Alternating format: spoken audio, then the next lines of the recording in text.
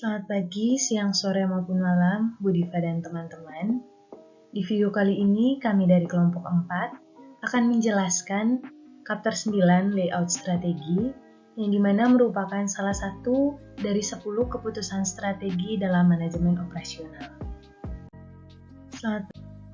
Kelompok kami beranggotakan 6 orang, yakni Marcella Renjana dengan NIM 212214002, lalu saya sendiri Maria Anggriani Jahamu 212214014, kemudian Stefanus Yudi Arya dengan NIM 212214015, Ronaldo Serjuna dengan NIM 212214018, Leatoska Sidarta 212214027, dan Adityo Wira 212214031. Pertama, saya akan menjelaskan apa pentingnya strategi keputusan tata ruang.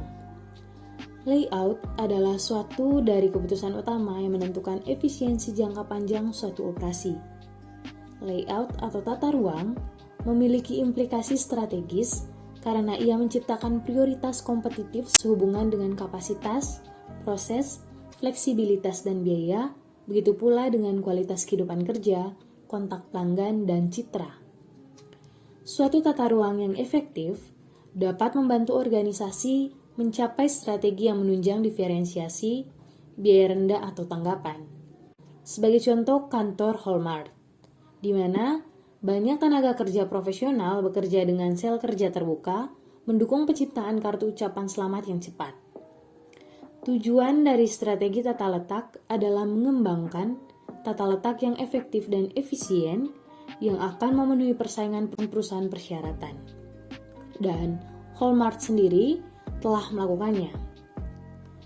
Dalam semua kasus, desain tata letak harus mempertimbangkan bagaimana mencapai hal-hal sebagai berikut. Yang pertama, pemanfaatan ruang yang lebih tinggi, peralatan beserta sumber daya manusia. Yang kedua, meningkatkan aliran informasi, bahan dan manusia. Yang ketiga, meningkatkan moral pekerja dan kondisi keamanan kerja. Yang kelima, meningkatkan interaksi pelanggan atau klien. Dan yang terakhir, fleksibilitas atau tata ruangnya sekarang, ia memerlukan perubahan. Berikutnya adalah jenis-jenis tata ruang atau layout. Penentuan tata ruang mencakup peletakan terbaik bagi mesin-mesin dalam bidang produksi, kantor dan meja dalam bidang perkantoran, atau pusat layanan dalam bidang seperti rumah sakit atau pasar swalayan. Suatu tata ruang yang efektif memungkinkan aliran material, orang dan informasi di dalam dan antar daerah. Guna mencapai tujuan-tujuan, serangkaian pendekatan telah dikembangkan. Melalui video ini kita akan mendiskusikan 7 diantaranya. Yang pertama adalah tata ruang kantor, yang dimana memposisikan pekerja, perlengkapannya, dan ruang atau kantor untuk menyediakan pergerakan informasi. Yang kedua, tata letak retail, yang dimana mengalokasikan ruang tampilan dan menanggapi perilaku pelanggan. Yang ketiga, tata letak gudang, yang mana mengatasi pertukaran antar ruang dan penanganan material. Lalu yang keempat, tata letak posisi tetap, yang mana mengatasi persyaratan tata letak proyek besar seperti kapal dan bangunan. Yang kelima, tata letak berorientasi proses, yang mana berhubungan dengan volume rendah, produksi dengan variasi tinggi, atau juga disebut pekerjaan toko atau produksi intermiten. Lalu yang keenam, tata letak sel kerja, yang mana mengatur mesin dan peralatan untuk fokus pada produksi tunggal produk atau kelompok produk terkait. Lalu yang ketujuh, tata letak berorientasi produk, yang mana mencari personel dan pemanfaatan mesin terbaik secara berulang atau produksi terus-menerus.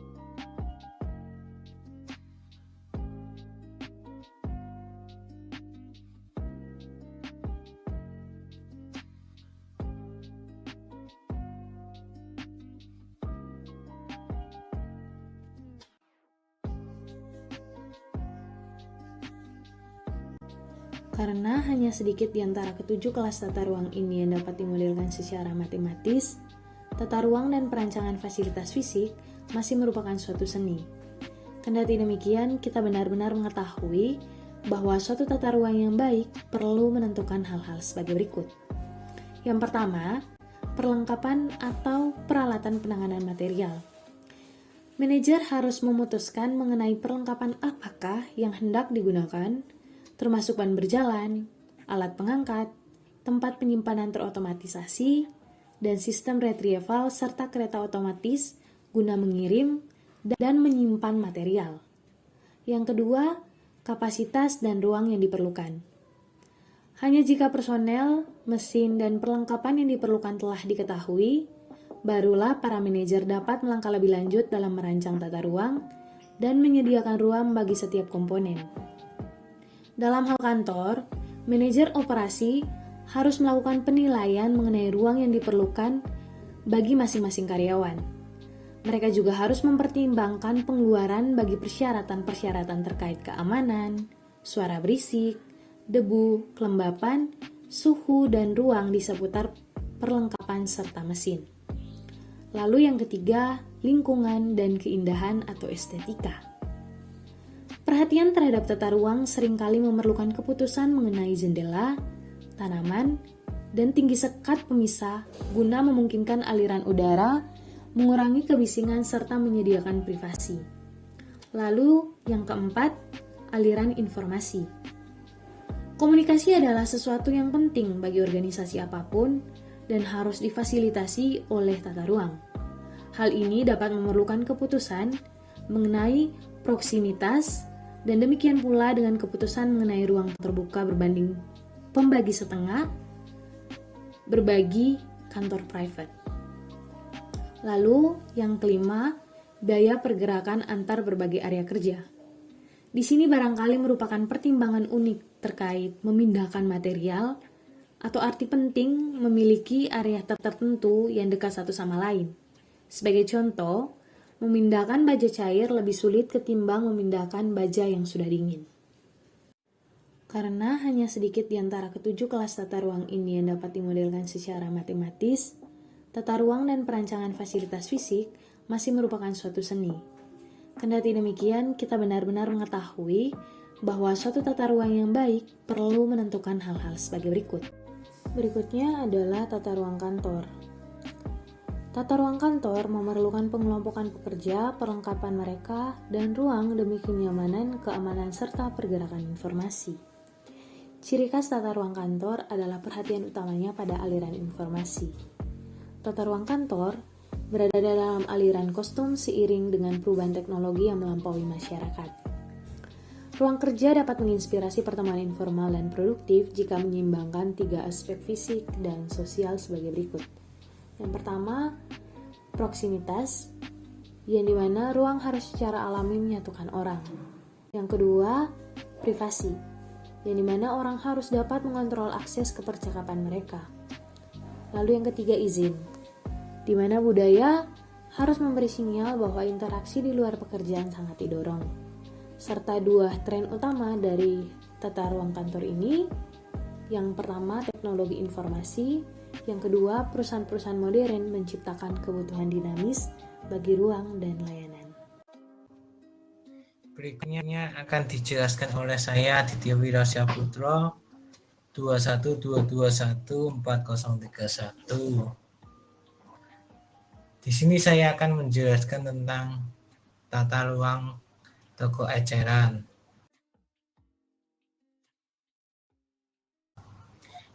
Eksposur dengan pengaturan toko dan alokasi ruang untuk berbagai produk di dalamnya. Pengaturan. Ada 5 ide sangat membantu untuk menentukan pengaturan keseluruhan dari banyak toko. 1. Temukan item hydro di sekitar pinggiran toko. Jadi kita cenderung menemukan produk susu produk di satu sisi supermarket dan produk lain di sisi lain. Kedua, gunakan lokasi yang menonjol untuk item dengan impuls tinggi dan margin tinggi. Best Buy menempatkan 4. Barang digital bermargin tinggi yang sedang berkembang seperti kamera dan printer di bagian depan dan pusat tokonya. 3. Bagikan apa yang dikenal dalam perdagangan sebagai barang-barang kekuatan. Barang-barang yang mungkin mendominasi perjalanan pembelian.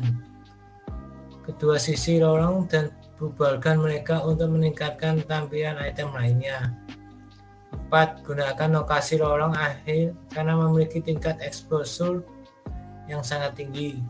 5. Sampaikan misi toko dengan hati-hati, memilih posisi land of department. Misalnya jika makanan siap saji adalah bagian dari misi supermarket, posisikan toko roti dan deli di depan untuk menarik pelanggan yang berorientasi pada kenyamanan. Dorongan Walmart untuk meningkatkan penjualan pakaian, berarti departemen tersebut terlihat luas saat memasuki toko. Servicescape. Meskipun tujuan utama dari tata letak retail adalah untuk memaksimalkan keuntungan melalui exposure produk, ada aspek lain dari layanan yang dipertimbangkan manajer. Istilah Servicescape menggambarkan lingkungan fisik di mana layanan disampaikan dan bagaimana lingkungan memiliki efek humanitis pada pelanggan dan karyawan. Untuk memberikan tata letak layanan yang baik, sebuah perusahaan memiliki 3 elemen, yaitu ambience condition, yaitu karakteristik latar belakang seperti pencahayaan, suara, bau, dan suhu. Semua ini mempengaruhi pekerjaan dan pelanggan, dan dapat mempengaruhi berapa banyak yang dibelanjakan dan berapa lama seseorang tinggal di dalam gedung. Kedua, tata ruang dan fungsionalitas yang melibatkan perencanaan jalur sirkulasi pelanggan, karakteristik lorong seperti lebar, arah, sudut, dan jarak, dan produk pengelompokan. 3. Tanda, simbol, dan artefak yang merupakan ciri desain bangunan yang mengusung social signifikansi seperti area berkapet di department store yang mendorong pembeli untuk memperlambat.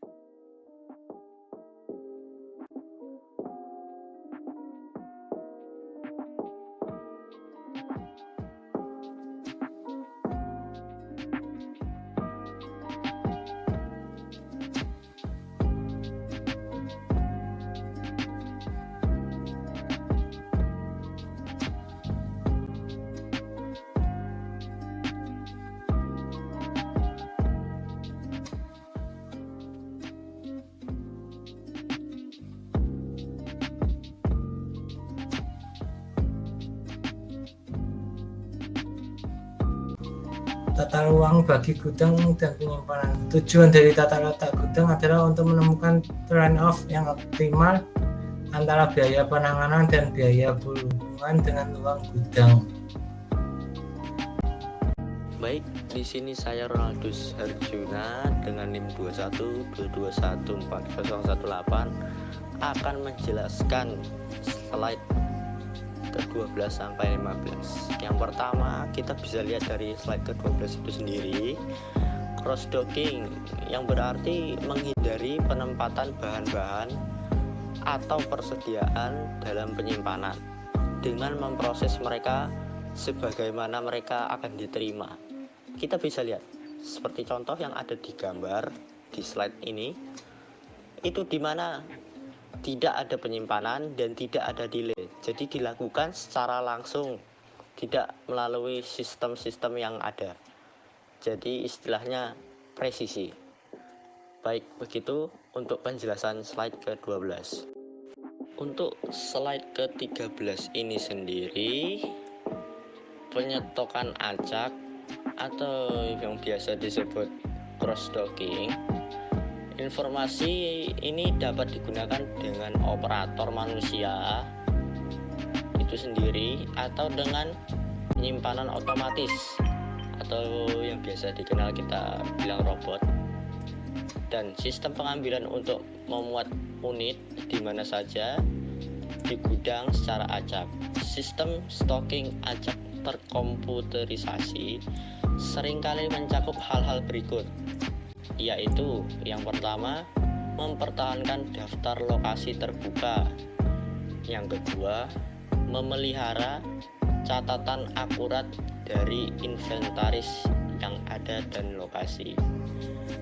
Ketiga, mengurutkan item untuk meminimalkan waktu perjalanan yang diperlukan untuk memilih pesanan. Yang keempat, menggabungkan pesanan untuk mengurangi waktu pengambilan.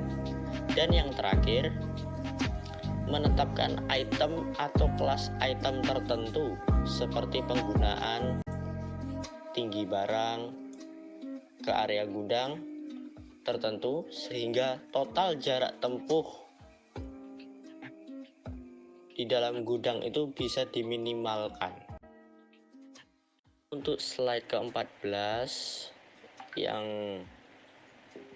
dimana di sini menjelaskan tentang kustomisasi, meskipun kami mengharapkan gudang untuk penyimpanan produk sesedikit mungkin dan menyimpannya dalam waktu sesingkat mungkin, kami sekarang meminta gudang untuk menyesuaikan produk. Gudang bisa menjadi tempat di mana nilai ditambahkan melalui penyesuaian itu sendiri. Kustomisasi gudang adalah cara yang sangat berguna untuk menghasilkan keunggulan kompetitif di pasar, di mana produk memilih beberapa konfigurasi.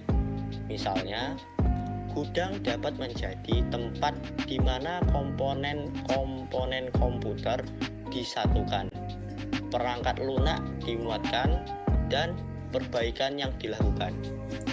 Gudang juga dapat menyediakan pelabelan dan pengemasan khusus untuk pengencer sehingga barang tiba siap untuk ditampilkan atau dipasarkan. Demikian, lalu untuk aktivitas strategi biaya rendah dan respon yang cepat dicakup dalam ada 4 komponen di sini, yaitu majelis komponen, memuat perangkat lunak, perbaikan, serta pelabelan. Demikian. Yang terakhir, saya akan menjelaskan tentang tata ruang posisi tetap. Di sini saya akan menjelaskan tentang apa itu tata ruang posisi tetap serta faktor-faktor rumit apa saja yang ada di dalamnya. Untuk yang pertama, saya akan menjelaskan pengertiannya itu sendiri, yaitu tata ruang posisi tetap atau yang biasa kita sebut fixed position layout. Itu proyek berada di satu tempat dan bekerja serta peralatan datang di tempat tersebut. Untuk faktor rumitnya itu sendiri ada 4 indikator. Yang pertama, ruang terbatas di lokasi, dan yang kedua, bahan yang berbeda untuk dibutuhkan. Lalu yang ketiga, dibutuhkan pada berbagai tahapan proyek. Dan yang terakhir ini yaitu volume yang dibutuhkan bersifat dinamis. Berikutnya akan dijelaskan oleh Arya dengan NIM 212214015. Saya akan menjelaskan tentang tata ruang berorientasi proses. Suatu tata ruang berorientasi proses atau disebut dengan proses oriented layout dapat secara bersamaan menangani keragaman besar produk atau jasa. Ini adalah cara tradisional dalam mendukung suatu strategi diferensiasi produk. Tata ruang berorientasi proses adalah khususnya bersifat volume rendah. Dalam suasana kerja ini, masing-masing produk atau sekelompok kecil itu mengalami serangkaian operasi yang berbeda. Sebuah produk pesanan kecil itu diproduksi dengan menggerakkan dari suatu departemen ke departemen lainnya dalam urutan yang diperlukan bagi produk itu. Keuntungan besar bagi tata ruang berorientasi adalah fleksibilitasnya dalam hal perlengkapan dan pengaturan tenaga kerja. Rusaknya satu mesin sebagai contoh tidak perlu menghentikan keseluruhan proses. Pekerjaan dapat dialihkan pada mesin lainnya dalam departemen tersebut. Tata ruang berorientasi proses juga khususnya lebih baik lagi pengenanganan pabrikasi suku-suku cadang dalam batch kecil atau lot pekerjaan, serta bagi produksi beragam suku cadang dalam beragam ukuran serta bentuknya. Kekurangan tata ruang berorientasi proses berasal dari tujuan umum penggunaan peralatan. Pesanan memerlukan lebih banyak waktu dalam bergerak di sepanjang sistem karena penyusunan perubahan jadwal dan penanganan material yang unik. Sebagai tambahan perlengkapan, kegunaan umum memerlukan kemampuan kerja yang tinggi. Kemampuan pekerjaan yang tinggi memerlukan pula tingkat pelatihan yang lebih tinggi dan pengalaman yang lebih tinggi, serta tingkatan proses kerja ini meningkatkan investasi dalam bentuk modal. Kemudian, saya akan bahas perangkat lunak komputer bagi tata ruang berorientasi proses. Pendekatan grafis dalam contoh 1 baik untuk masalah kecil. Namun, itu tidak cukup untuk masalah yang lebih besar. Ketika 20 departemen terlibat dalam masalah tata letak, lebih dari 600 triliun konfigurasi departemen yang berbeda pasti akan dimungkinkan. Untungnya, program komputer telah ditulis untuk menangani tata letak yang besar. Program-program ini sering menambahkan kecanggihan dengan diagram alur, kemampuan bertingkat, penyimpanan dan penempatan wadah, volume material, analisis waktu, dan perbandingan biaya. Program-program ini cenderung interaktif, yaitu membutuhkan partisipasi dari pengguna, dan juga kebanyakan hanya mengklaim memberikan solusi, baik bukannya optimal. Slide selanjutnya akan dijelaskan oleh saya, Lea Toskasidarta, dengan NIM 212214027. Sel-sel kerja. Sebuah sel kerja mereorganisasi orang dan mesin yang biasanya akan tersebar di berbagai departemen ke dalam kelompok, sehingga mereka dapat fokus untuk membuat satu produk atau sekelompok produk terkait. Pengaturan kerja seluler digunakan ketika volume menjamin pengaturan khusus mesin dan peralatan. Sel kerja kini dikonfigurasi ulang saat desain produk berubah atau volume berfluktuasi.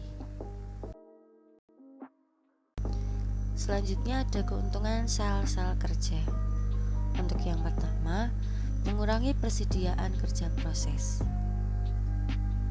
Yang kedua, lebih sedikit luas lantai yang diperlukan. Untuk yang ketiga, mengurangi bahan mentah dan persediaan barang jadi. Untuk yang keempat, mengurangi biaya pekerja langsung.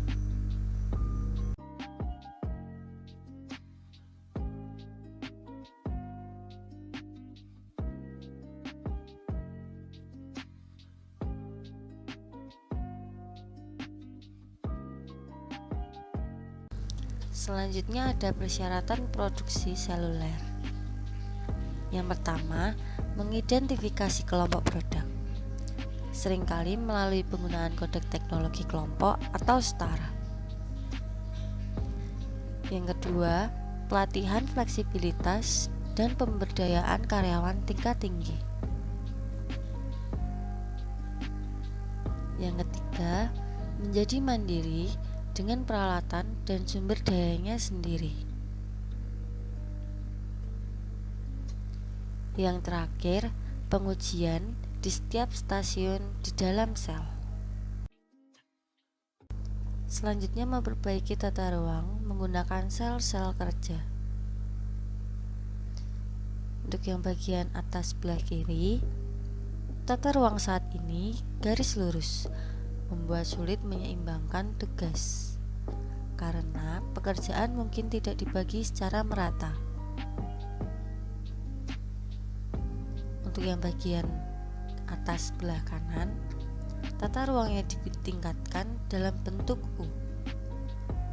Pekerja memiliki akses yang lebih baik. 4 pekerja, lintas pekerja berkurang. Garis berbentuk U dapat mengurangi pergerakan karyawan dan kebutuhan ruang, sambil meningkatkan komunikasi, mengurangi jumlah pekerja, dan memfasilitasi pemeriksaan. Untuk menentukan waktu TAKT. Waktu TAKT sama dengan total waktu kerja yang tersedia dibagi unit diperlukan. Untuk menentukan jumlah operator yang diperlukan, jumlah pekerja yang dibutuhkan sama dengan jumlah waktu operasi total yang diperlukan dibagi waktu TAKT time. Untuk yang bagian kiri sebelah bawah, tata ruangnya ditingkatkan. Pekerja terlatih dapat saling membantu. Mungkin bisa menambahkan pekerja ketiga sebagai output tambahan yang dibutuhkan. Untuk bagian kanan bawah, tata ruang saat ini bekerja di daerah tertutup kecil. Selanjutnya, memperbaiki tata ruang menggunakan sel-sel kerja. Baik, untuk yang selanjutnya akan dijelaskan oleh saya, Marcella Renjana Wulandani dengan NIM 2122-14002. Menyeimbangkan sel kerja dan susunan kepegawaian. Untuk menentukan waktu tak sama dengan total waktu kerja yang tersedia dibagi dengan unit yang diperlukan. Untuk menentukan jumlah operator yang diperlukan, jumlah pekerja dibutuhkan sama dengan jumlah waktu operasi total yang diperlukan dibagi dengan waktu tak time. Berikut ada contoh soal penentuan susunan kepegawaian di sel-sel kerja. Diperlukan 600 kaca spion setiap hari. Produksi kaca spion dijadwalkan 8 jam setiap hari. Dari diagram keseimbangan, kerja total waktu operasi sama dengan 140 detik. Untuk cara penghitungannya, untuk mencari waktu tak, 8 jam dikali 60 menit dibagi 600 unit, sama dengan 0,8 menit atau 48 detik. Untuk menghitung pekerja yang dibutuhkan, waktu operasi total diperlukan dibagi dengan waktu tak, yaitu 140 dibagi 48 sama dengan 2,92. Tata letak berulang dan berorientasi produk. Dua jenis tata letak berorientasi produk adalah jalur fabrikasi dan perakitan. Fabrikasi lain membangun komponen seperti ban mobil atau suku cadang logam untuk lemari es pada serangkaian mesin sementara. Jalur perakitan menempatkan bagian-bagian yang dibuat bersama-sama di serangkaian stasiun kerja. Jalur perakitan yang seimbang memiliki keuntungan dari personel yang tinggi dan pemanfaatan fasilitas serta kesetaraan di antara beban kerja karyawan. Beberapa kontrak serikat pekerja mengharuskan beban kerja menjadi hampir sama di antara mereka yang berada di jalur perakitan yang sama. Istilah yang paling sering digunakan untuk menggambarkan ini.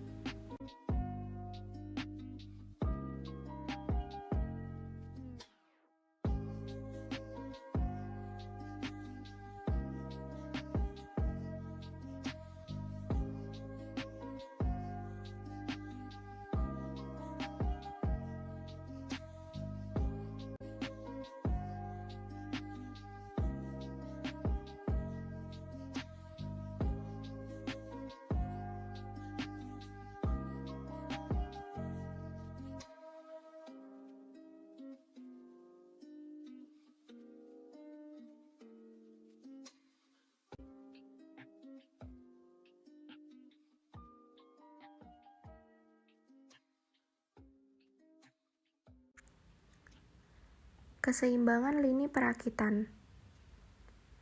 Keseimbangan lini biasanya dilakukan untuk meminimalkan ketidakseimbangan di antara mesin dengan personalia, di samping memenuhi output yang diminta dari lini. Untuk menghasilkan suatu tingkat yang ditetapkan, maka manajemen harus mengetahui terlebih dahulu peralatan, perlengkapan, serta metode kerja yang akan digunakan. Misalnya, bagian pengebor lubang, memperkuat mur, atau menyemprotkan cat yang harus ditentukan, serta juga perlu mengetahui hubungan pekerjaan yang didahulukan di antara aktivitas-aktivitas, yaitu urutan yang mana berbagai macam tugas harus dilakukan. Demikian video presentasi kami, kiranya apa yang telah kami presentasikan bisa bermanfaat bagi teman-teman semua dan mohon maaf bila ada kata yang kurang berkenan. Sekian dan terima kasih.